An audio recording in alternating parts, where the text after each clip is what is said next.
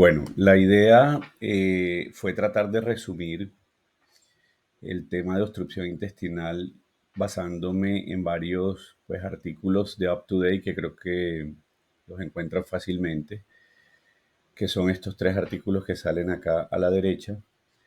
También artículos de la Revista Colombiana de Cirugía General y el libro base de Principios de Cirugía de Schwartz.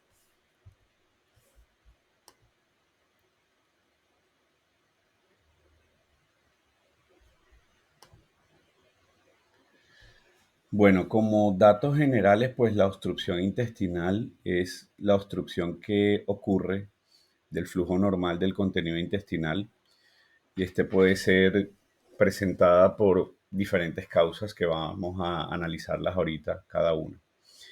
Dentro de la epidemiología en general tenemos que del 2 al 4% de las visitas a urgencia corresponden a pacientes con cuadro de obstrucción intestinal y que el 20% de estas se vuelven emergencias que son quirúrgicas, es decir, que definitivamente la única solución es una cirugía para poder resolverlas. En cuanto al sexo, realmente algunas guías dicen que más en hombres, pero en general la mayoría de las revisiones están de acuerdo que es muy similar en cuanto al sexo, hombre o mujer, pero lo que sí está claro es que el 80% de los casos de obstrucción intestinal se deben a obstrucciones causadas en el intestino delgado. El resto, el 20%, o sea, la menor cantidad, van a ser obstrucciones de intestino grueso, teniendo como causa principal de las obstrucciones de intestino delgado las adherencias y de intestino grueso la principal causa sería el cáncer, pero esto lo vamos a desarrollar más adelante.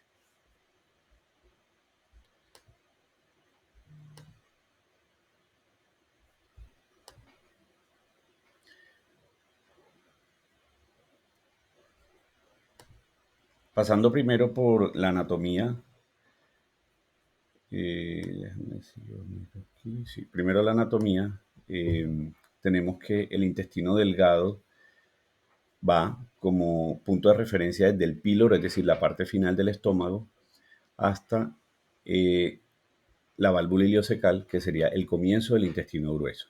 El intestino delgado realmente lo vamos a dividir en tres partes, que es el duodeno, el yeyuno y el ilio. Yo creo que eso lo tenemos bastante claro. Tener en cuenta que el intestino delgado tiene aproximadamente 4 a 6 metros y este tiene una porción duodenal, luego una porción que hablamos de yeyuno ilio, en la cual el duodeno, el límite anatómico sería el ángulo de Treitz. De ahí en adelante, yeyuno ilio es muy difícil, de pronto hay que diferenciar cuál es uno y cuál es el otro, tienen características muy similares, pero se dice que aproximadamente el 60% de esa parte del intestino delgado después del duodeno corresponde al yeyuno y el 40% corresponde al ilio. En cuanto al tema de irrigación, tenemos que el duodeno, si miramos la gráfica del lado derecho, del tronco celíaco de la aorta, nos van a salir tres ramas: la arteria gástrica izquierda, la arteria esplénica y la arteria hepática común. Y de la arteria hepática común van a ser una rama que es la arteria gastroduodenal, y de la gastroduodenal vamos a tener unas ramas que se llaman pancreático-duodenales superiores. Esta va a generar ramas tanto anteriores como posteriores, que generan una irrigación que es compartida del duodeno con la cabeza del páncreas. Por esta razón, siendo una irrigación compartida, cuando nosotros vamos a hacer una cirugía, por ejemplo, una resección de la cabeza del páncreas, no podríamos separar los dos órganos. La irrigación es compartida. Por ejemplo, si hay que resecar la cabeza del páncreas, hay que resecar definitivamente el duodeno, porque es la misma irrigación. Esto lo que genera entonces es una irrigación de la parte eh, superior del duodeno, y de la parte inferior del duodeno entonces viene una rama de la arteria mesentérica superior, que es la arteria pancreático duodenal inferior. Esta nos va a dar ramas tanto anteriores como posteriores y nos va a irrigar la parte inferior del duodeno.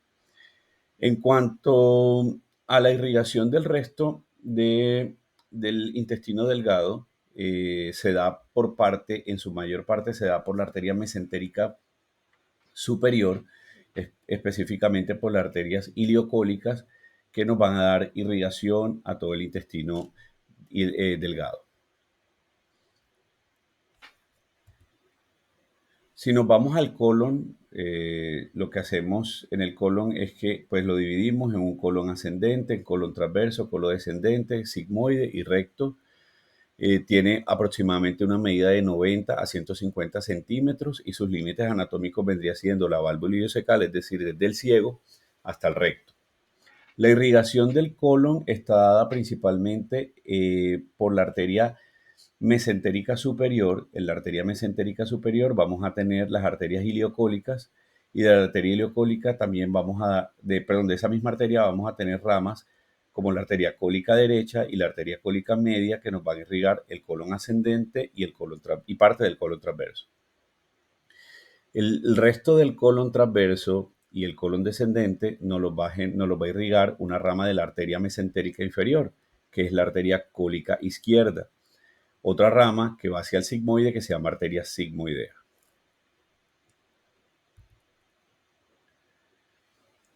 Ya entrando al tema de obstrucción intestinal, tenemos que existen muchas clasificaciones de la obstrucción intestinal, pero de pronto los más importantes son, primero, una que nos va a clasificar la obstrucción según su relación anatómica, teniendo en cuenta que las obstrucciones pueden ser de tres tipos: intraluminales, intramurales y extrínsecas. Cuando hablamos de intraluminal, como su nombre lo dice, la obstrucción es producida dentro de la luz, especialmente por cuerpos extraños o cálculos biliares de gran tamaño que pueden enclavarse en la válvula ileocecal y generar una obstrucción, o en los recién nacidos por el mecolio. Las intramurales, como su nombre lo dice, serían por alteraciones en la pared del colon o del intestino delgado, principalmente tumores, procesos inflamatorios, enfermedad de Crohn, por ejemplo, enfermedad diverticulares, es decir, la diverticulitis, cualquier enfermedad inflamatoria que me genere un aumento del espesor de la pared, me puede generar una obstrucción intestinal. Y las extrínsecas serían pues causas que están fuera del intestino delgado o fuera del colon que me causan la obstrucción. Las más frecuentes, que son las adherencias, que son simplemente cicatrices que se generan por un procedimiento quirúrgico previo. Entonces las asas de intestino se pueden pegar unas con otras y generar como ciertas angulaciones en el intestino que me pueden causar una obstrucción intestinal. Otras causas extrínsecas podrían ser tumores de otros órganos que no sean intestinales, que me pueden generar compresión en el intestino, y también las hernias. La otra clasificación, tenemos pacientes que se clasifican en su obstrucción simples, según su compromiso vascular, en simples o estranguladas o isquémicas. ¿Y esto qué quiere decir? Si no hay compromiso vascular en el sitio donde se generó la obstrucción, serían simples. Si hay un compromiso vascular que me genere isquemia, que me genere necrosis, serían estranguladas. Según la evolución, podemos clasificarlas en agudas o crónicas, y las agudas serían esas obstrucciones que por lo general tienen un periodo corto de tiempo, más o menos unas 72 horas alrededor de ese tiempo, y las crónicas, que son pacientes que por lo general son pacientes que tienen patologías, como su nombre también lo dice, crónicas, y que pueden estar generando procesos obstructivos recurrentes o persistentes. Por ejemplo, pacientes que tienen a veces siembras tumorales o carcinomatosis peritoneal, es decir, que tienen muchos tumores en el intestino, fuera del intestino, y pueden causar obstrucciones ya de manera crónica. Según su localización, vamos a tener el límite anatómico, que es la válvula ileocecal, y todo lo que produce obstrucción por encima de la válvula ileocecal sería obstrucción alta, y todo lo que produce obstrucción por debajo de la válvula ileocecal sería baja. Según el compromiso de la luz, vamos a tener obstrucciones parciales, como vemos en la imagen donde dice cáncer de colon. Eso es una obstrucción parcial, es decir, puede haber un paso de materia fecal o de gas de forma parcial o totales cuando la obstrucción de la luz es total. Dentro de estas podemos tener una subclasificación, que serían lo que se llama obstrucción en asa cerrada. ¿Qué quiere decir esto? Cuando tenemos una obstrucción en asa cerrada, si miramos la imagen del lado derecho, que es un vólvulo, tenemos una parte proximal del colon obstruida y una parte distal del colon obstruida también. Es decir, se generó un asa donde el contenido que está dentro del vólvulo no puede ni avanzar ni retroceder. Mientras que en las que son unas obstrucciones simples, completas, perdón, pero que no son en asa cerrada, hay un solo lado obstruido y el contenido puede regresar. Viendo ya lo que hablamos de las causas, entrando un poco más en el tema, dentro de las causas de la obstrucción intestinal, hay que tener claro y repetir que la etiología en cuanto a las obstrucciones de intestino delgado son las adherencias, la causa principal, más o menos un 75%. Luego tendríamos otras causas como hernias, 15%, vólvulos, 5%, intususcepción, 5%. Y en las causas por intestino grueso, ya sabemos que en intestino grueso la principal causa vendría siendo los tumores, luego los vólvulos y luego los divertículos. En el cuadro amarillo del lado derecho lo que podemos ver es las múltiples causas de obstrucción intestinal en este caso de esta diapositiva, de intestino delgado. En cuanto a la fisiopatología, pues es importante tener en cuenta o saber primero que normalmente, así un paciente no tenga ingesta de vía oral, normalmente por el intestino va a pasar la producción normal de saliva, que son aproximadamente 1500 cc al día, de secreción gástrica, que son 2500 cc al día, de bilis, que son aproximadamente 500 cc al día, de secreción pancreática, que son aproximadamente 1500 cc al día, la secreción intestinal aproximadamente de 1 litro al día. Entonces, todo esto restado con la absorción y que se produce a nivel del intestino, pues nos da una gran cantidad de mililitros, de hecho de litros, que pasan así el paciente no tenga ningún tipo de ingesta. Entonces, a pesar que el paciente no tenga ingesta, una obstrucción intestinal a cualquiera de los niveles va a recibir la producción de los órganos normales. En cuanto a la fisiopatología de la obstrucción intestinal, tenemos que tener en cuenta que si vemos en la diapositiva en la parte inferior donde dice 1, ahí sería la causa de obstrucción. Entonces, de ahí, en forma retrógrada, es decir, hacia retrógrado, lo que vamos a ver es que primero hay una acumulación de gas y de líquido, y esto lo que va a hacer es que el mismo intestino, tratando de vencer esta obstrucción, aumente el peristaltismo, aumente los movimientos intestinales, tratando de vencer eso que no está dejando de pasar el contenido. En este momento, el paciente que va a experimentar dolor, especialmente tipo cólico, puede haber episodios de diarrea por este aumento del peristaltismo y al examen físico vamos a encontrar un aumento de los ruidos intestinales a la ocultación. Posterior a esto, si no hay paso por la obstrucción, nos vamos al tercer paso en el cual encontramos que esta acumulación constante de líquidos o de material intestinal que no está pasando, nos va a aumentar la distensión intestinal del intestino proximal. Cuando hablamos del intestino proximal es de la parte que va llegando a la obstrucción. En este momento, por algunas teorías, puede existir un agotamiento de la musculatura y entonces existe una disminución de la motilidad intestinal, una disminución de las contracciones y por lo tanto disminuyen a la auscultación esos ruidos intestinales que en las fases iniciales son aumentados. Posteriormente, como lo han visto en casi todos los procesos obstructivos a nivel intestinal o inflamatorios, donde hay obstrucción de la luz, hay un cultivo de microorganismos y puede haber traslocación bacteriana en este momento. Todo esto me va a generar que, a pesar de no mejorar la obstrucción intestinal, que nos va a generar aumento de la distensión todavía mayor y por lo tanto va a haber una alteración en la irrigación de la pared del intestino y al haber un aumento de la presión y oclusión de esos vasos que van llevando la sangre hacia la pared intestinal, me va a generar isquemia, necrosis y perforación. En eso se basa prácticamente la patología, la fisiopatología de la obstrucción intestinal.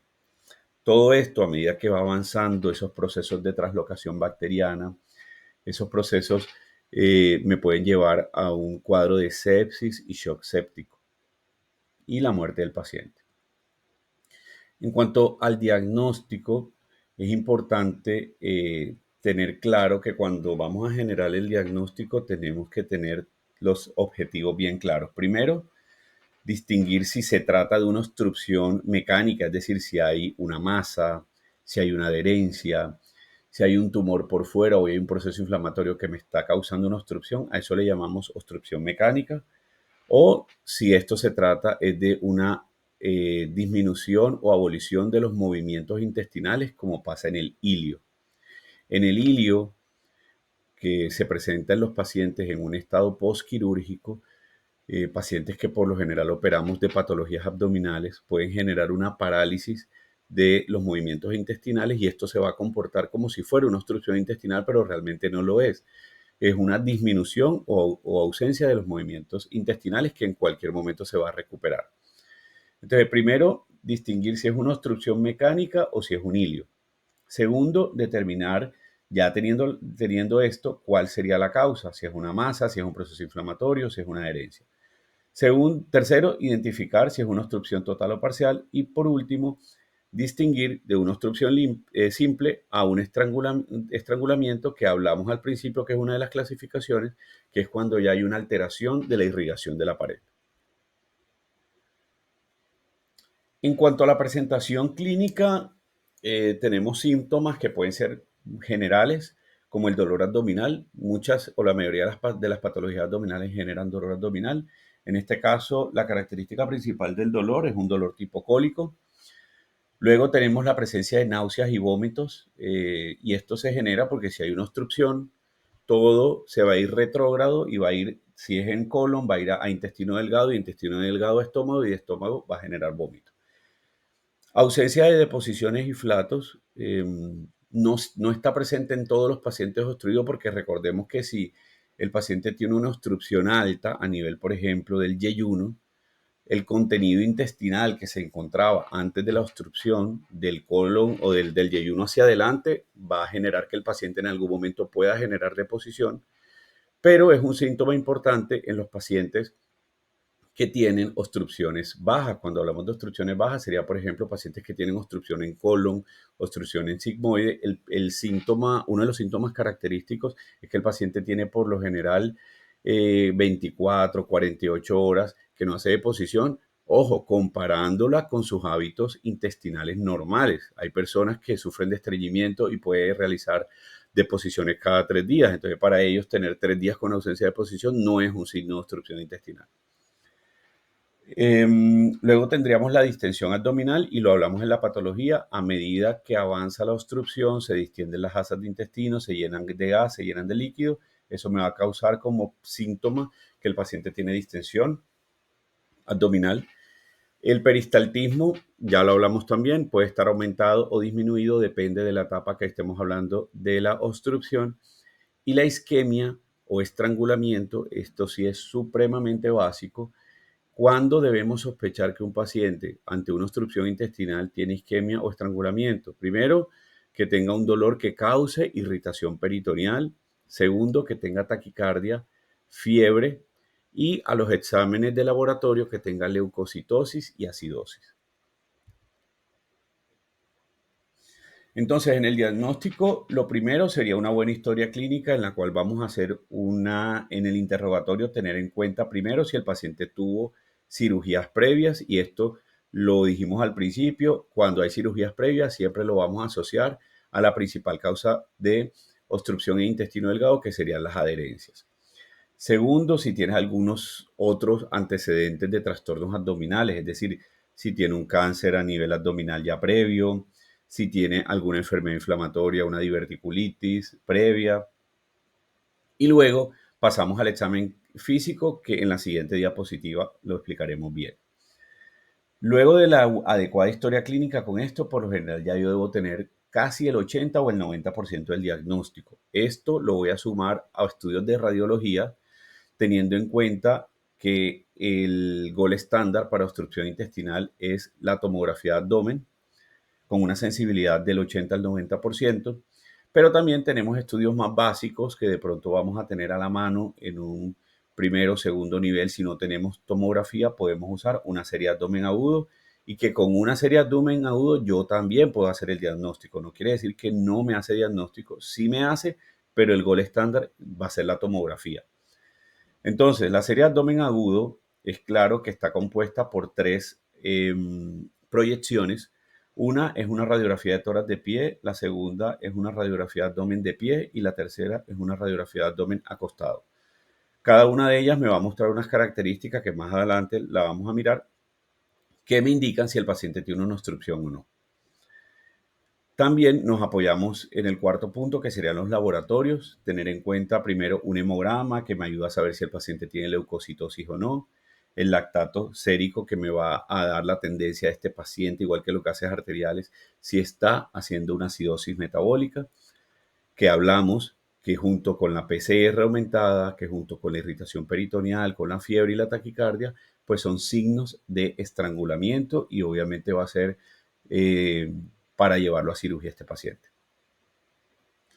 Y por último, tendríamos como laboratorio en etapas de pronto un poco más avanzadas, en un paciente muy deteriorado, la realización de hemocultivos para determinar de pronto si ya esa translocación bacteriana ya ha hecho una sepsis que me puede descompensar al paciente. Por último, tener en cuenta en el diagnóstico los diagnósticos diferenciales, lo que hablábamos antes, el ilio posquirúrgico, el cual es un desorden temporal en el cual hay una alteración de la motilidad intestinal que es debido a una cirugía previa. Es decir, el ilio posquirúrgico se presenta horas después de una cirugía. Puede ser 24 horas, 48 horas después de la cirugía, en las cuales el paciente no tolera la vía oral, genera vómitos, se distiende porque hay una alteración en la motilidad intestinal. Esto realmente la solución casi siempre va a ser el manejo médico y diferenciar esto de una obstrucción intestinal. Entonces, para recalcar la historia clínica que dijimos que es el 80 al 90% del diagnóstico, tenemos que primero, cuando llega el paciente, hacer una inspección del abdomen y tener en cuenta primero si el paciente tiene distensión. Segundo, si hay hernias, si yo veo una protrusión a nivel umbilical, si veo una protrusión a nivel inguinal, si veo una protrusión a nivel de una cicatriz previa, es decir, pensando en una eventración o una hernia incisional. A la auscultación, ya también lo habíamos dicho, la presencia de ruidos intestinales aumentados o disminuidos depende de la etapa de la obstrucción. En la percusión, como hay distensión, como hay un intestino que está lleno de gases, vamos a encontrar timpanismo y al hacer el timpanismo podemos encontrar hipersensibilidad al timpanismo, tener en cuenta que esto es un signo de irritación peritoneal que me puede estar haciendo pensar que el paciente tiene una peritonitis o una perforación.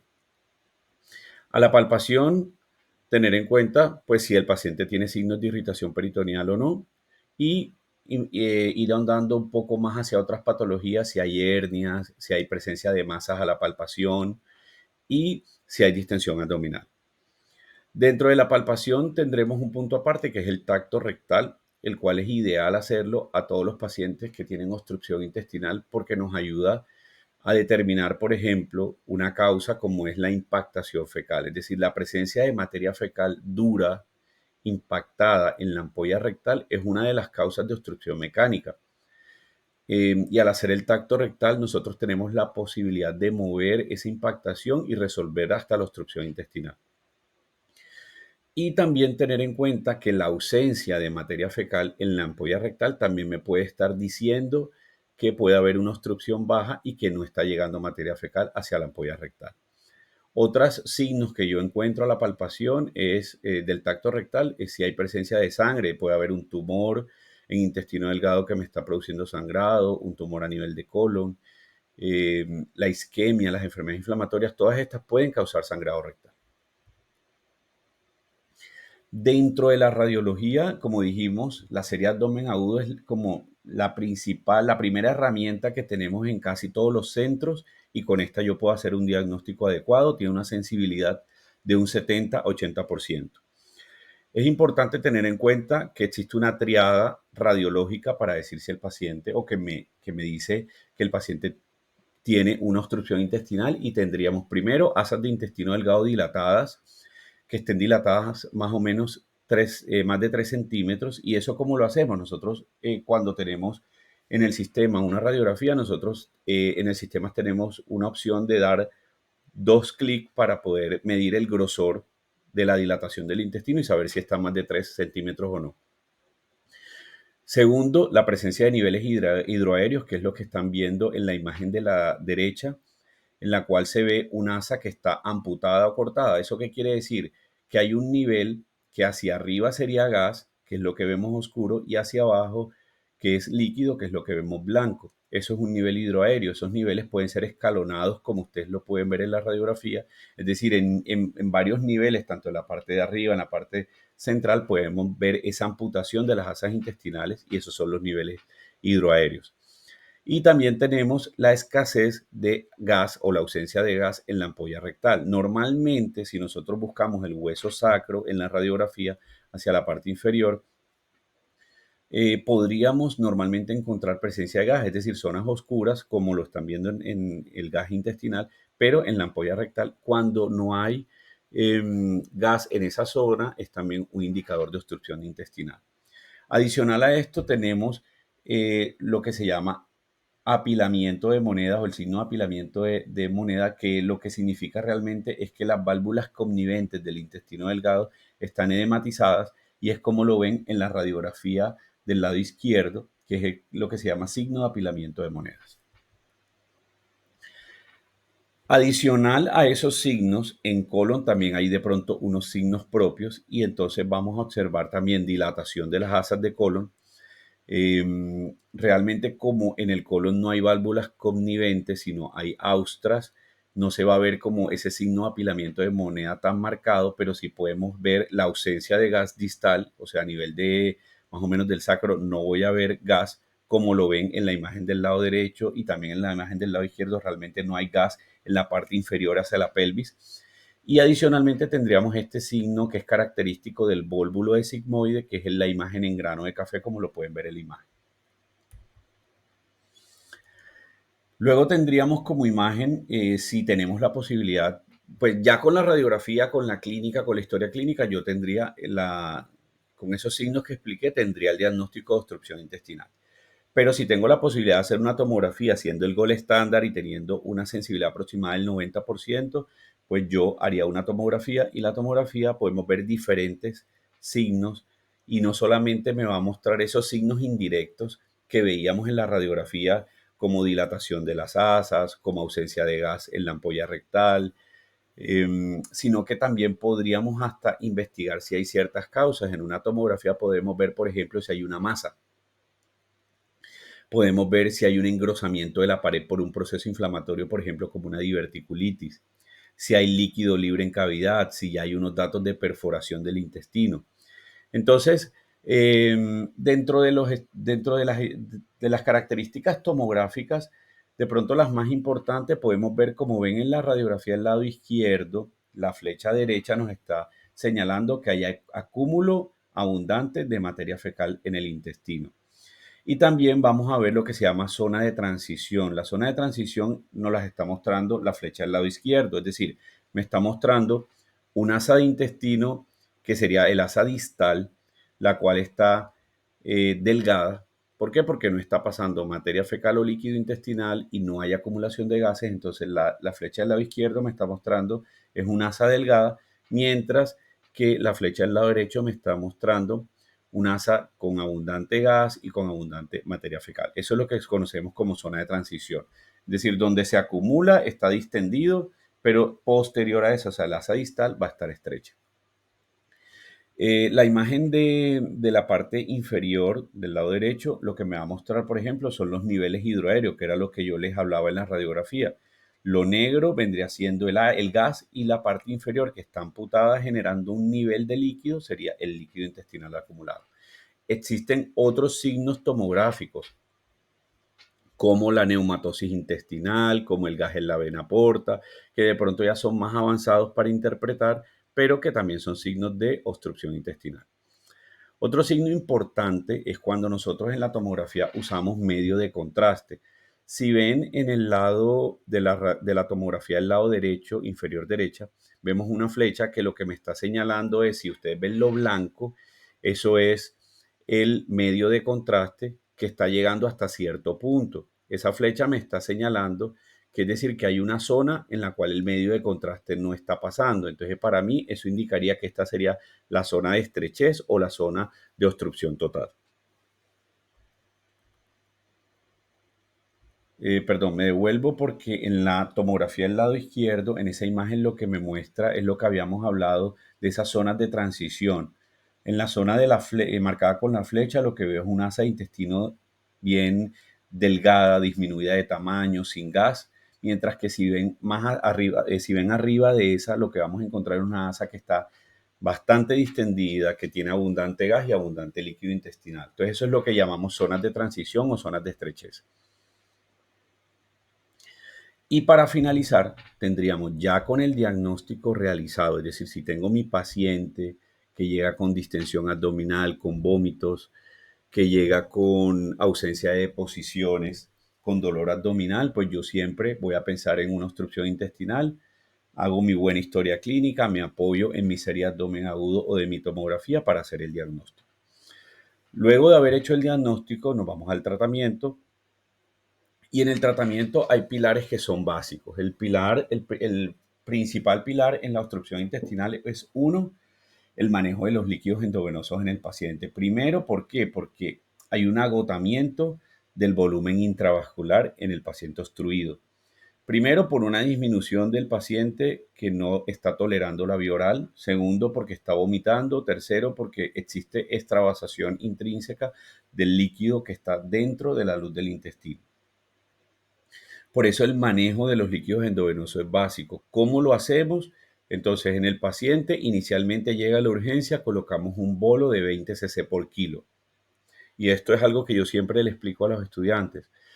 No la cantidad de líquidos al ingreso del paciente, ese paciente que ha vomitado, ese paciente que está deshidratado, que no está tolerando la vía oral, yo no puedo pretender, no, pásale 500 cc de solución salina a un paciente que pesa 50 kilos y va a ser el mismo efecto en un paciente que pesa 100 kilos. Los líquidos deben ser calculados por el kilo del paciente. Por lo tanto, el bolo inicial que vamos a pasar a la entrada del paciente va a ser 20 cc por kilo. Eso se pasa en bolo, es decir, se abre totalmente la llave de los líquidos endovenosos y se pasa inmediatamente.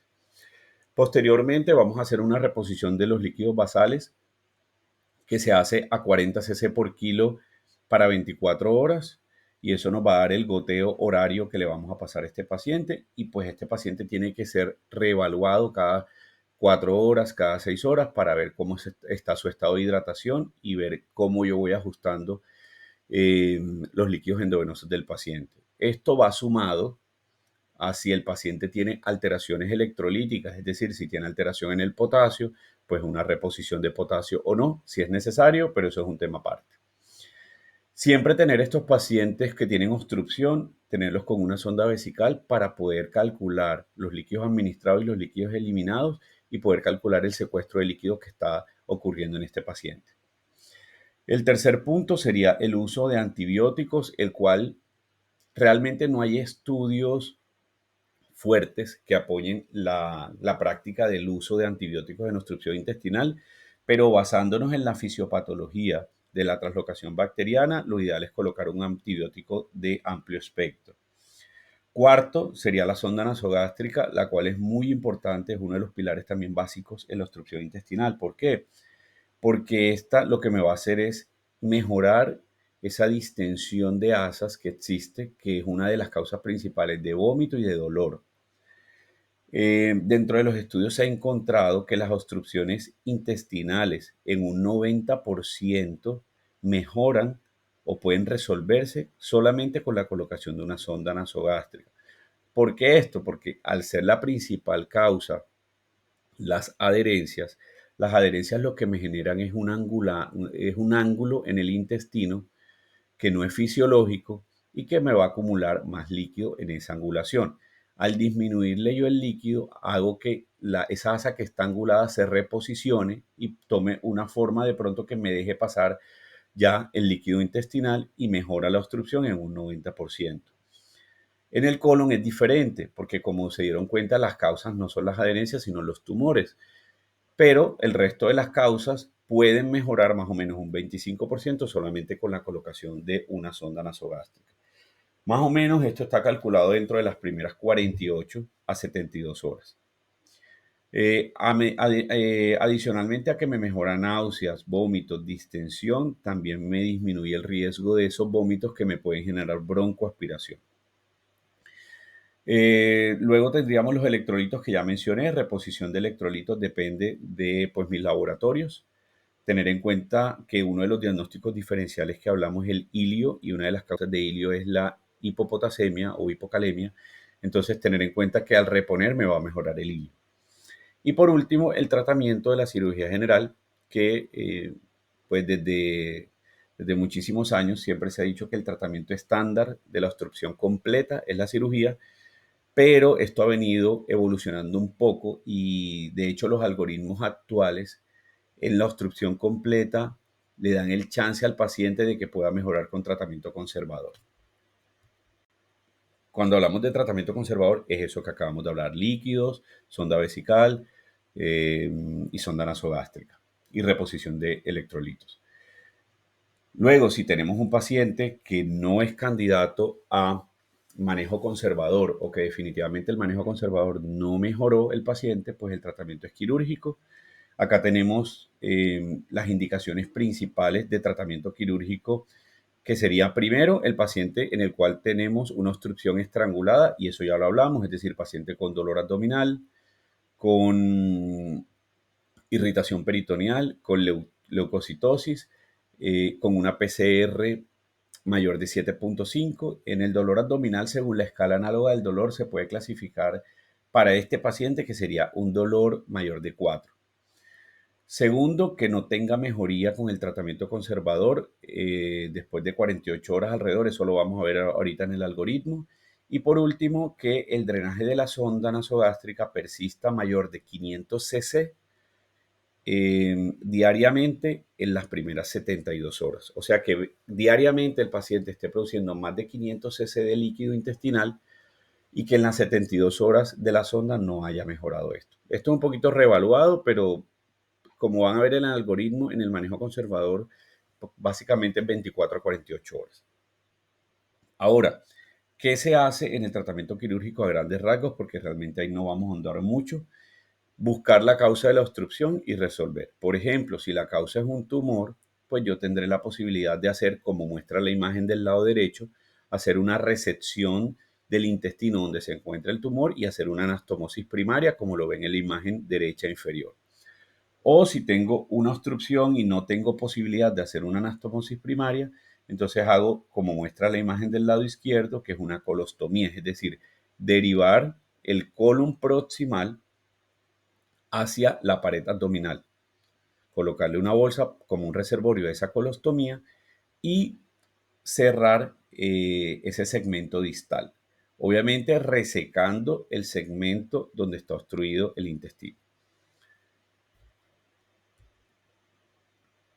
Para finalizar, entonces tendríamos un algoritmo en el cual iniciamos con un paciente que viene por una clínica de obstrucción intestinal, y lo primero que yo voy a hacer es determinar si el paciente tiene datos de estrangulación o no, que ya lo sabemos claramente cuáles son. Si el paciente tiene datos de estrangulación, va para cirugía, es decir, dolor abdominal, irritación peritoneal, PCR mayor de 7.5, acidosis, leucocitosis. Eh, lo vamos a llevar a cirugía.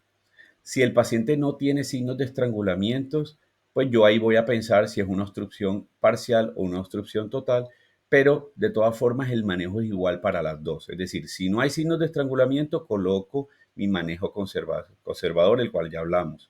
Serie de abdomen, que la voy a hacer seriada más o menos cada 6 horas a ver cómo va los signos de obstrucción, la sonda nasogástrica, los líquidos endovenosos y el ayuno, es decir, suspender la vía oral. Si el paciente durante esas observaciones que estamos haciendo cada 6 horas desarrolla signos de estrangulamiento, signos de isquemia, lo pasamos a quirófano. Pero si el paciente no lo hace, lo que vamos a esperar es más o menos un tiempo entre 24, máximo 48 horas de ese manejo conservador. Si el paciente no mejora después de las 24 a 48 horas, iría a cirugía. Si el paciente mejora, entonces vamos a continuar ese manejo conservador hasta esperar la evolución del paciente. Ahí les dejo los QR. El del lado izquierdo es de mis redes sociales y el del lado derecho es el de las clases de YouTube para que revisen esta clase. De pronto hoy más tarde ya estará montada o si no, máximo mañana. No sé si tienen alguna duda.